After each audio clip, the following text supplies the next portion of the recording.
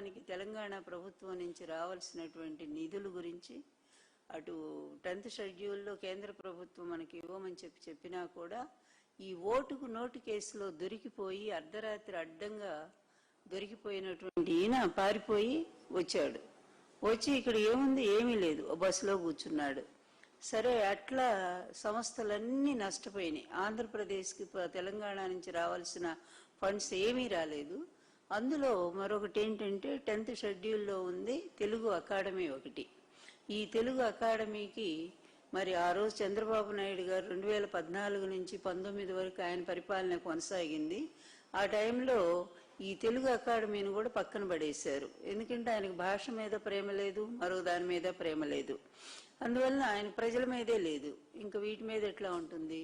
ఈ తెలుగు అకాడమీని పక్కన పడేస్తే ఎంత గొప్ప సంస్థ అంటే, ఇది ఎప్పుడో 1966లో పివి నరసింహారావు గారు తెలుగు వాళ్ళందరికీ కూడా ఒక ప్రత్యేకమైన సంస్థ ఉండాలి అని చెప్పే ఉద్దేశంతో ఈ తెలుగు అకాడమీని స్థాపించడం జరిగింది.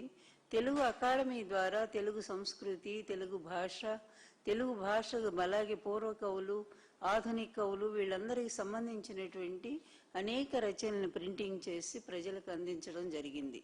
నిజంగానే భాషా ప్రియులందరికీ కూడా తెలుగు అకాడమీ అనేది చాలా గొప్ప సంస్థగా రూపొందింది. తర్వాత ఇక విద్యార్థులకు సంబంధించినటువంటి పుస్తకాలను కూడా ప్రింట్ చేసి వారికి సకాలంలో అందజేయడం, తక్కువ రేట్లకి అందజేసి విద్యార్థులకు ఎంతో ఉపయోగకరంగా మారింది.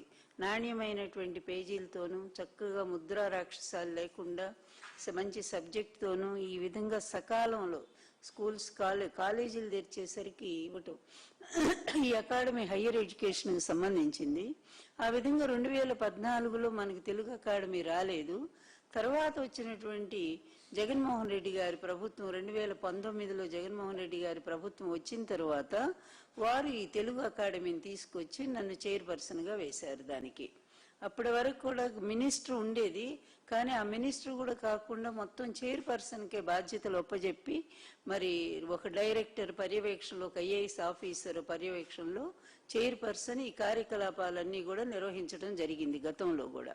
నిజంగానే వైఎస్ జగన్ గారు దీనికోసం చేసిన కృషి తెలుగు అకాడమీని తీసుకురావడానికి చాలా కష్టపడ్డారు. దీని రిజిస్ట్రేషన్ కూడా 16/6/2020 GOS నంబర్ 21 ఇది జారీ చేసి ప్రభుత్వం రిజిస్ట్రేషన్ చేసుకున్నాం మనం ఇక్కడ.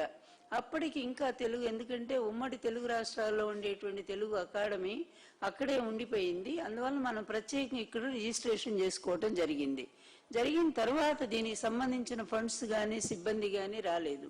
దానికోసం ప్రభుత్వం ఎంత కృషి చేసిందంటే ఇక నిర్విరామ కృషి చేసింది. బాధ్యతలన్నీ నాకు ఒప్పజెప్పడం జరిగింది. దాని మీద మేము కోర్టుకు వెళ్ళాం. తెలంగాణ ప్రభుత్వానికి అనేక సార్లు లెటర్ రాసినా కూడా ₹1 కూడా వాళ్ళు ఇవ్వలేదు. ఫండ్స్ అన్నీ కూడా అక్కడే ఉండిపోయినాయి, ఉమ్మడి ఆస్తులన్నీ కూడా. అప్పుడు మేము కోర్టు ద్వారా ఇటు హైకోర్టు, సుప్రీంకోర్టు ప్రభుత్వం పూర్తిగా మద్దతు ఇచ్చి లాయర్లను నియమించి మాకు మరి సహాయం చేస్తే ఫండ్స్ దాదాపు 150 కోట్ల పైన మేము తెలంగాణ ప్రభుత్వం నుంచి సాధించగలిగాము. వచ్చిన తర్వాత సిబ్బంది వచ్చారు, ఫండ్స్ వచ్చినాయి. తెలుగు అకాడమీ ఫుల్ ఫ్లెడ్జ్డ్గా తిరుపతి ప్రధాన కేంద్రంగా అకాడమీ స్టార్ట్ అయింది. దాదాపుగా 30 నుంచి 60 కోట్ల రూపాయల పుస్తకాలు తెలుగు అకాడమీ ప్రింట్ చేయడం జరిగింది. అంటే మూలధనాన్ని ₹1 కూడా ఖర్చు పెట్టకుండా చైర్పర్సన్ గా నేను, రామకృష్ణ గారు IRS వారు డైరెక్టర్ గా, ఇద్దరు పర్యవేక్షణలో తెలుగు అకాడమీ ఎంత సక్సెస్ఫుల్ గా ముందుకెళ్ళిందంటే ఎన్నో పుస్తకాలు ప్రింట్ చేశాము. సకాలానికి చాలా తక్కువ రేటుకే స్టూడెంట్స్ కి మేము అందించగలిగాం. మంచి పేరు వచ్చింది కనుకనే ఈ ప్రభుత్వం వచ్చాక మమ్మల్ని ఇంత చిన్న రిమార్క్ కూడా మా మీద చూపించలేకపోయారు.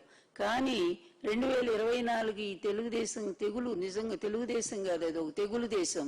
ఈ ప్రభుత్వం వచ్చాక అందులో ఇంకెవరు మహామేధావి, ఇంకెందుకు ఆయన స్టాన్ఫర్డ్ మేధావి కదా, ఆయన ఎడ్యుకేషన్ శాఖ మినిస్టర్ అయిన తర్వాత ఎంత తగలబడాలో తెలుగు భాష గాని, సంస్కృతి గాని, విద్యా విధానం గాని ఈ రోజు మొత్తం కూడా ఎంత దరిద్రంగా ఉందంటే ఎడ్యుకేషన్ వ్యవస్థ అంతా కూడా నిజంగా ఒక 50 ఏళ్ళు వెనక్కి వెళ్ళిపోయినట్టు అయిపోయింది.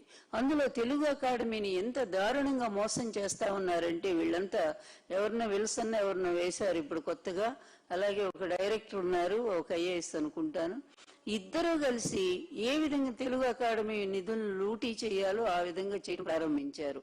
అన్నిటినీ మించి కూడా ఈ టెండర్ ప్రక్రియ అనేది చాలా సంక్లిష్టమైనటువంటిది. దీంట్లో పారదర్శకంగా ఆ రోజు తెలుగు అకాడమీ నిర్వహించింది. అందులో VGS అనేటువంటి ఒక సంస్థ వాళ్ళకు అర్హత లేకపోయినా కూడా అనేక సార్లు వాళ్ళు టెండర్కి అటెండ్ అవ్వటం, మేము 3 సార్లు వాళ్ళని రిజెక్ట్ చేయటం జరిగింది. తర్వాత ఈ ప్రభుత్వం వచ్చిన తర్వాత వాళ్ళు మరి ఈ లోకేష్తో కుమ్మక్కయి, ఈ VGS విక్రమ్ అనేటువంటి సంస్థలు వాళ్ళతో కుమ్మక్కయి, ఎందుకంటే ఈ టెండర్ ప్రక్రియనే దానికి ఉన్న రూల్స్ని మార్చేశారు. మేము ఉన్నప్పుడు అప్పుడు గతంలో, ఎందుకంటే విద్యార్థులకు చాలా తక్కువ ధరకు అందించాలనే ఉద్దేశంతో పేజీకి 20 పైసలు మాత్రమే మేము పెట్టడం జరిగింది ప్రింటర్స్కి, అంటే ఎక్కువ ఖర్చు లేకుండా.